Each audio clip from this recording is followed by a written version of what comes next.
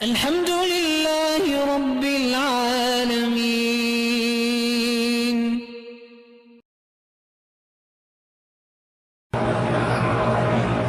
سالگرہ جو ہے یہ کافروں کی رسم ہے، نہ اس کیا کریں، نہ ایسی دعوتوں میں شریک ہوا کریں.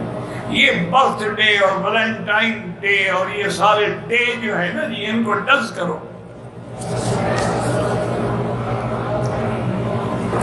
اچھی رشتے داروں سے جتنا محبت سے پیش آتا ہوں وہ لوگ مجھ سے اتنا ہی بغض رکھتے ہیں. کوئی بات، یہی تو مزہ ہے.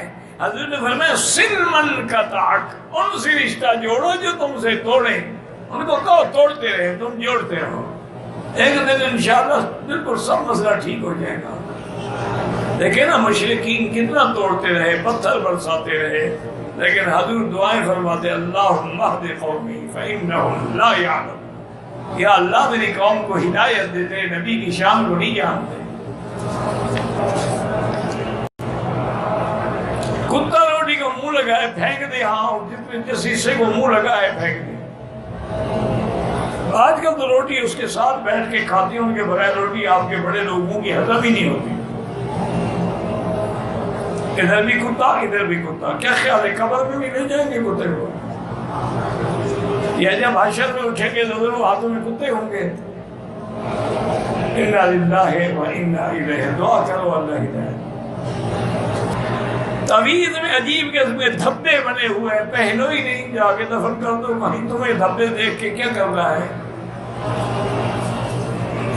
اور لوگ کہتے ہیں حضرت اسود پہلے سفید، وہ ٹھیک کہتے ہیں. حضور کی حدیث ہے کہ سب وجد ہو خطایا بنی آدم، آدم کے بیٹوں کے گناہوں نے اس کو سیاہ کر دیا.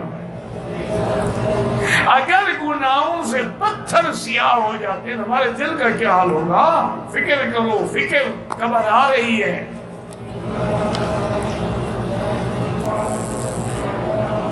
میرا ایک چچا جو شیعہ کی بیعت ہو چکا ہے، اللہ اس کو دعا کریں ایسے غلط آدمی کی بیعت اور چکر سے محفوظ رکھیں.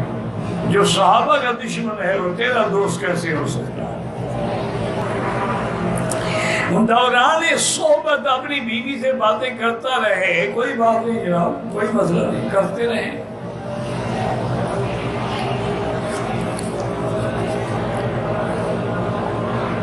کسی کو گناہ سے بچانے کے لیے جھوٹ بول سکتے ہیں؟ ہاں بول سکتے.